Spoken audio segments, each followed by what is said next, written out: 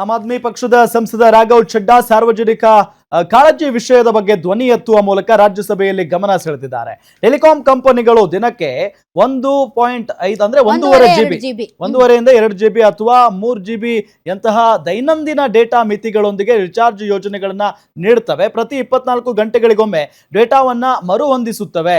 2 GB ಯಲ್ಲಿ 1.5 GB data ಬಳಸಿ 500 MB ಉಳಿದ್ರೆ ಅದನ್ನ ಮಾರನೇ ದಿನ ಬಳಸಕ್ಕಾಗಲ್ಲ. में आपने अपनी गाड़ी सर जब एक यूजर अपना मोबाइल फोन रिचार्ज कराता है तो उसे अपने रिचार्ज प्लान के हिसाब से डेली की डेटा लिमिट मिलती है 1.5 GB 2 GB या 3 GB प्रतिदिन। लेकिन ये डेली की डेटा लिमिट जो होती है रात 12 बजे समाप्त हो जाती है जैसे ही दिन खत्म होता है और ये अनयूज डेटा जो है ये फोरफीट हो जाता है। ये अगले दिन रोल ओवर या नेक्स्ट डे कैरी फॉरवर्ड नहीं होता है। ತುಂಬಾ ಒಳ್ಳೆ ಪಾಯಿಂಟ್ ಇದು. ಅಲ್ಲ, ತುಂಬಾ ಒಳ್ಳೆ ಪಾಯಿಂಟ್. ಯಾಕಂದ್ರೆ ರಾಘವ್ ಚಡ್ಡಾ ಇದಾರಲ್ಲ, ಅವರು ಇತ್ತೀಚೆಗೆ ಸೋಷಿಯಲ್ ಮೀಡಿಯಾದಲ್ಲಂತೂ ಫೈರ್ ಬ್ರ್ಯಾಂಡ್ ಆಗಿದ್ದಾರೆ. ಅವ್ರು ಕೇಳಿರ್ತಾ ಇರುವಂತಹ ಪ್ರಶ್ನೆ ಸದನದಲ್ಲಿ ಅವ್ರು ಕೇಳುವಂತಹ ಪ್ರಶ್ನೆಗಳಾಗಿರ್ಬಹುದು, ಅವರ ಅಟೆಂಡೆನ್ಸ್ ಆಗಿರ್ಬಹುದು. ಈಗ ಮೈನ್ ನೇತಾ ಅಂತ ಒಂದು ಪೋರ್ಟಲ್ ಇದೆ, ಅದರಲ್ಲಿ ನಿಮ್ಗೆ ಗೊತ್ತಾಗುತ್ತೆ ನಿಮ್ಮ ಸಂಸದರು ಎಷ್ಟು ಹಾಜರಾತಿ ಇದೆ, ಎಷ್ಟು ಪ್ರಶ್ನೆಗಳನ್ನ ಕೇಳಿದ್ದಾರೆ, ಎಷ್ಟು ಬಿಲ್ಗಳನ್ನ ಮಂಡನೆ ಮಾಡಿದ್ದಾರೆ, ಇವೆಲ್ಲವೂ ಕೂಡ ಅಲ್ಲಿ ದಾಖಲಾಗಿರುತ್ತೆ. ನೀವು ಹೋಗಿ ನೀವು ಚೆಕ್ ಮಾಡಬಹುದು. ಅದರಲ್ಲಿ ಎಲ್ಲ ಸೂಪರ್ ಆಗಿದೆ ರಾಘವ್ ಚಡ್ಡಾ ಅವರು.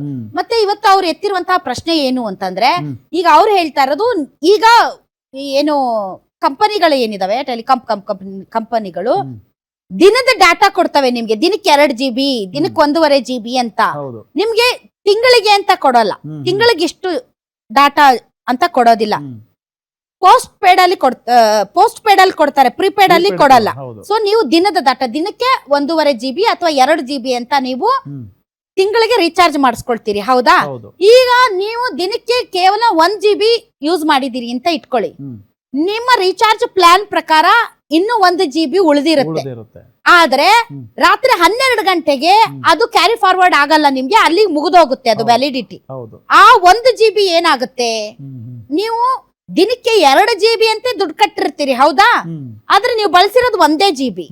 ಆದ್ರೆ ಇನ್ನೊಂದು GB ಅದನ್ನ ನೆಕ್ಸ್ಟ್ ಡೇಗೆ ನಿಮ್ಗೆ ಕ್ಯಾರಿ ಫಾರ್ವರ್ಡ್ ಮಾಡಲ್ಲ ಅಥವಾ ರೋಲ್ ಓವರ್ ಮಾಡಲ್ಲ. ಅದಕ್ಕೊಂದು ಉದಾಹರಣೆ ಕೊಡ್ತಾರೆ. ನೀವು 20 ಲೀಟರ್ ಪೆಟ್ರೋಲ್ ಹಾಕಿಸ್ಕೊತೀರಾ, 20 ಲೀಟರ್ ಪೆಟ್ರೋಲ್ ಹಾಕಿಸ್ಕೊಂಡು 15 ಲೀಟರ್ ಅನ್ನ ನೀವು ಬಳಸ್ತೀರಾ, ಇನ್ನು 5 ಲೀಟರ್ ಇರುತ್ತೆ ನಿಮ್ಮ ಟ್ಯಾಂಕ್ ಅಲ್ಲಿ. ಮತ್ತೆ ನೀವು ಹೋಗಿ ಪೆಟ್ರೋಲ್ ಹಾಕಿಸ್ಕೊಳಕ್ ಹೋದಾಗ ಪೆಟ್ರೋಲ್ ಬಂಕ್ ಅವನು 5 ಲೀಟರ್ ವಾಪಸ್ ಕೊಡಿ ಅಂದ್ರೆ ಕೊಟ್ಬಿಡ್ತೀರಾ? 20 ಲೀಟರ್ ದುಡ್ಡು ಹಾಕಿ ನಾನು ಹಾಕ್ಸ್ಕೊಂಡಿದ್ದೀನಿ, ನಿನಗೆ ಯಾಕೆ 5 ಲೀಟರ್ ಕೊಡ್ಬೇಕು ಅಂತ.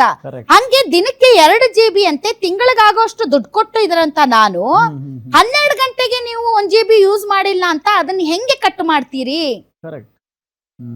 ಅದನ್ನ ಮರುದಿನಕ್ಕೆ ನೀವು ರೋಲ್ ಓವರ್ ಮಾಡಿ, ಪಾಸ್ ಓವರ್ ಮಾಡಿ.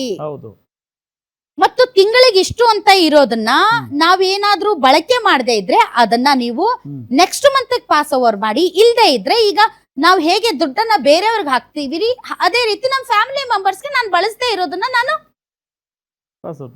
ಪಾಸ್ ಓವರ್ ಮಾಡಬಹುದು, ಟ್ರಾನ್ಸ್ಫರ್ ಮಾಡಬಹುದು.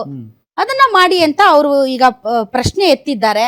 ಸೊ ಇತ್ತೀಚೆಗೆ ರಾಘವ್ ಚಡ್ಡಾ ತುಂಬಾನೇ ಲೈಕ್ ಆಗ್ತಾರೆ. ಯಾಕೆ ಅಂತಂದ್ರೆ ಜನಸಾಮಾನ್ಯರಿಗೆ ಅನುಕೂಲವಾಗುವಂತಹ ಇಂತಹ ವಿಚಾರಗಳನ್ನ ಸದನದ ಮುಂದೆ ತರುವುದರ ಮೂಲಕ.